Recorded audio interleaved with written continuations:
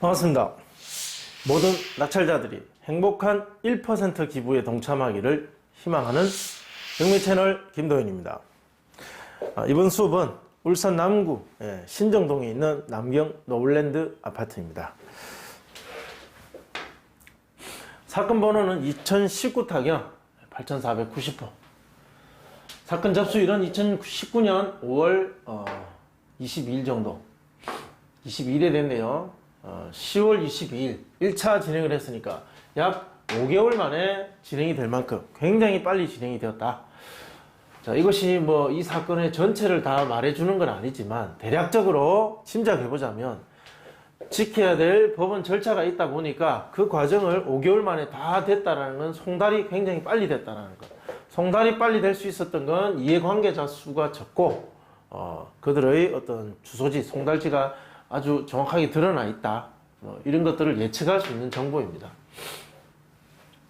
그러니까 오래 걸린 것보단 빨리 진행된 것이 낙찰자 입장에서는 뭐 여러 가지로 유리하다. 유리할 확률이 높다. 그렇게 말씀드릴 수 있겠습니다.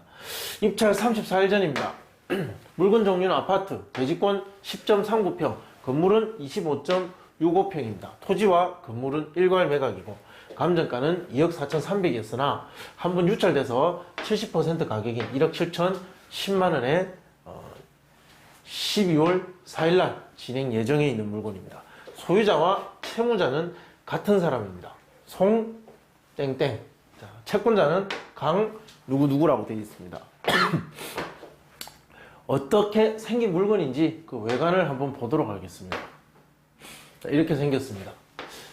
한 동짜리 물건 같은데 방향은 약간 동향으로 튼 남동향이고 개별 세대 출입문이고 그 지역 위치도 그림입니다.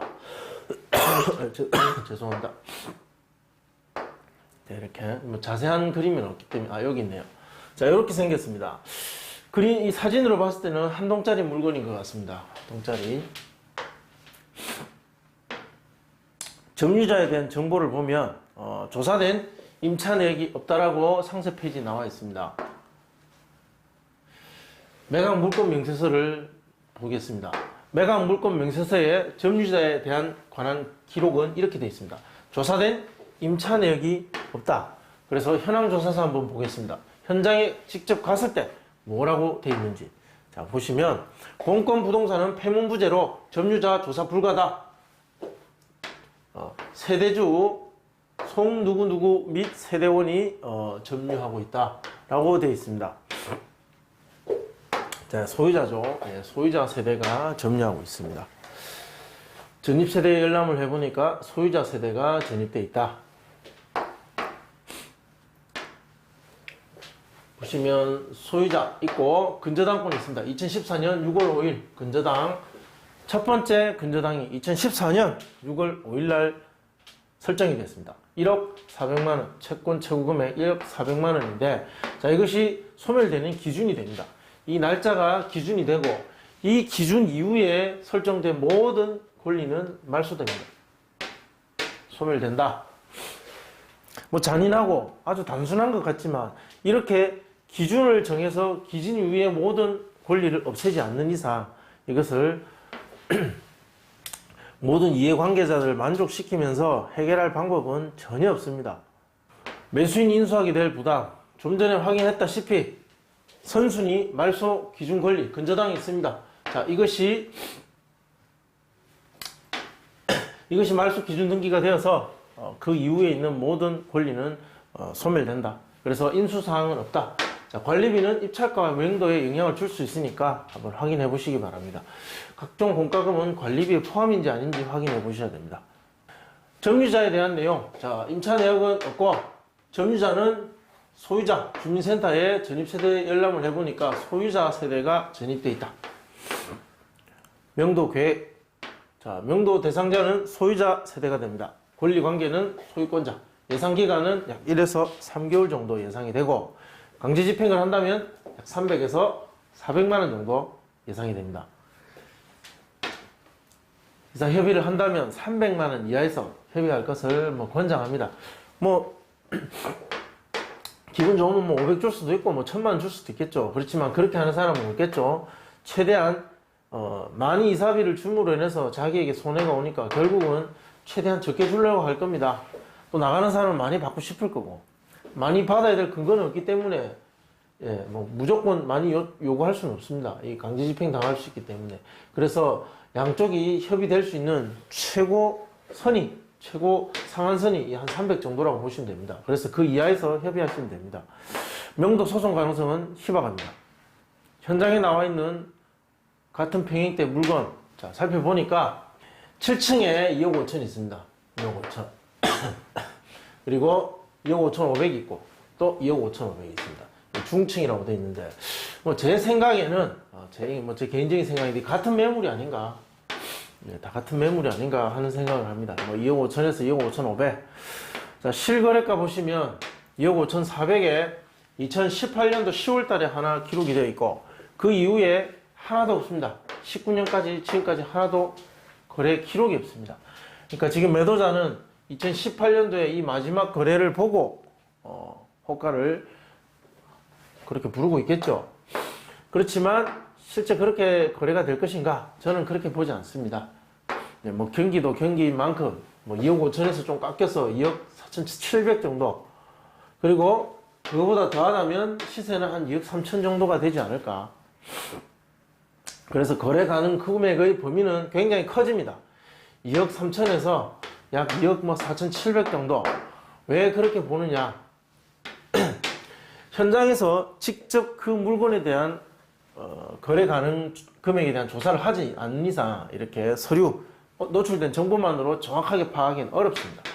그리고 인근에 있는 다른 유사한 아파트들의 거래 사례나 실제 나와 있는 호가 등도 다 살펴봐야 되는데, 지금 이 수업하는 시간과 제가 어떻게 낙찰가를 만들어 가는지 보여주는 범위 안에서 그 모든 것을 조사해서 여러분들한테 말씀드리는 시간이나 이런 것들이 굉장히 부족합니다. 그래서 대략적으로 이 정도 범위 안에서 이 정도 되지 않을까 하는 그냥 제 예측으로, 제 추측으로 그렇게 진행하도록 하겠습니다. 일단 경기가 좋지 않고 거래 금액 기록이 없으니까 최악에 이 정도까지도 갈 수도 있다. 뭐 그렇게 보시고, 자, 인근 낙찰 사례 뭐 비슷한 것들 몇 개 있습니다. 그 중에 한 동짜리 유사한 금액대 비슷한 평형대 아파트를 찾으니까 두 개가 있습니다. 남경 아델리, 그리고 법경 보등채, 14년과 17년에 건축됐고 전용 면적 25.2평과 24.6평 모두 2차에 낙찰이 되었고, 경쟁률은 6대1과 7대1, 7대1과 6대1. 일단 이렇게 일정한 비슷한 유사한 아파트에서 비슷한 반응이 있다는 것은 예측하기에 좋죠. 중구난방인 어떤 그런 데이터 범위 안에서 평균을 내서 만든 것은 적중하기 어려울 때가 많습니다. 그렇지만 이렇게 비슷한 반응을 보일 때는 조사해서 만들어낸 낙찰가, 입찰가가, 예상 낙찰가가 실제 현장에서도 맞을 가능성이 높다. 왜? 다른 사람들도 이 데이터를 보고 판단하기 때문에 그 다른 사람의 생각도 비슷하게 만들어질 것이며, 우리는 그 생각보다 조금 더 쓰면 되는 겁니다. 자, 감정가는 2억 8,600, 2억 5,400일 때 거래 가능 금액은 이랬었고, 낙찰가는 2억 3천과 2억 2천 정도에서 만들어졌습니다. 자, 이것을 가중평균교하면 92.56%, 하한가 2억 3천을 적용하면 2억 1,488만원 정도 예상이 됩니다. 자, 상한가를 적용하면 2억 3천 정도, 2억 1,500에서 2억 3천 정도, 이 1,500 정도 금액 사이에 낙찰가가 들어올 것이다. 자, 그렇게 보입니다. 자, 그러면 중간 가격 정도에서 예상 비용표를 한번 보겠습니다. 2억 2,500 정도의 낙찰이 된다면 취득세는 1.1%, 국민주택 채권, 그리고 뭐 등기하는 데 들어가는 기타 비용들, 뭐 이 예상, 이건 대략적인 금액이지 정확한 금액이 아닙니다. 그리고 명도 비용, 협의금액 300은 일단 예상하시고 들어가시는 게 좋습니다. 자, 그렇게 했을 때 2억 3천 925만원, 92만 5천원 정도에서 정리가 된다. 자, 이렇게 말씀드릴 수 있겠습니다. 네, 궁금하신 내용은 댓글로 남겨주시면 또 답변해드리고, 또 분석이 필요한 사건이 있으면 댓글로 남겨주십시오. 시청해 주셔서 고맙습니다. 감사합니다.